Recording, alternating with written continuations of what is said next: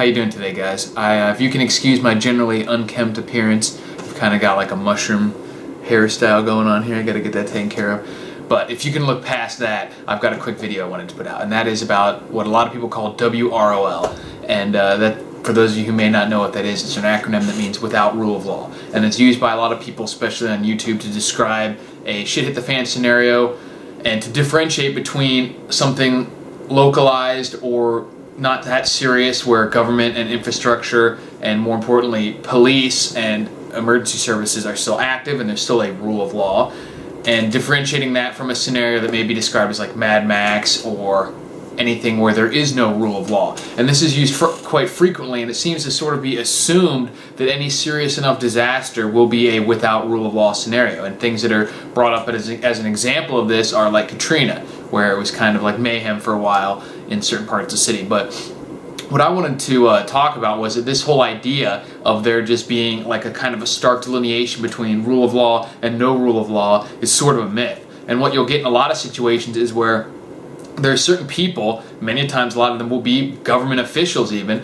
that are not following the rules. They're breaking the laws, and we're even seeing that now, but you still have to. So it's actually the worst of both worlds. It's worse than like a Mad Max scenario, because there are people that aren't playing by the rules, but you still have to. So if you take a scenario like Katrina, for example, and you say, okay, there's people running around, you know, like causing mayhem, breaking the rules, so I'm just going to strap my body armor on and my shotgun and run out there and take care of business. It's not necessarily the way it works, because if there was like, there may not be police right there, right then, but if you just shoot somebody, even if you have, you know, good reason to, like they're attacking you, if there was like a camera that's going on, or later they dig up forensic evidence, you could still go to jail for something like that. Or we even saw guns being confiscated from people, so by the government. So that's really not a without rule of law scenario. It's what I call a rule by law situation, which is what we have in the US today. It's actually worse, because you still have to sort of try and go about your business following the rules. You have to still go to work. You have to still follow the traffic laws. You can't just walk around carrying your weapon unless you already live in an open carry state. But you also have to deal with super high crime rate, spotty infrastructure, maybe not having food, all that stuff. So when you're formulating your preparations, don't just focus on like it's either going to be normal business as usual or without rule of law. Focus on the way that it's actually been historically in all these countries, whereas you still have to follow a lot of rules. You still have to try and go get a job. You still have to try and go to the store and pay your bills and have the kids go to school. But you also have to put up with all this other super crazy stuff, like super high crime rate, like I just mentioned, and all the other nonsense.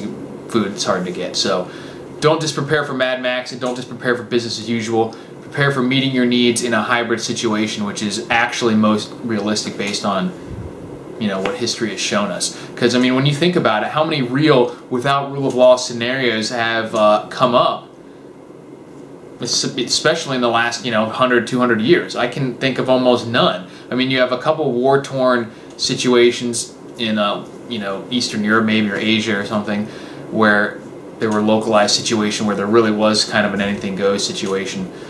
But that doesn't really happen very often. It doesn't last long, and you still may be held accountable for things that happened during that time frame.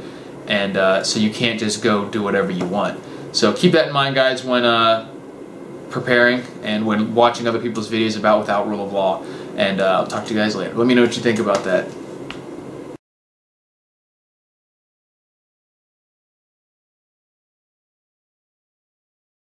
This without rule of law type scenario. And what that is, for people who may not know, is that it's an acronym used to describe, wait, I didn't say the acronym. WROL. How you doing, guys, today? How you doing today, guys?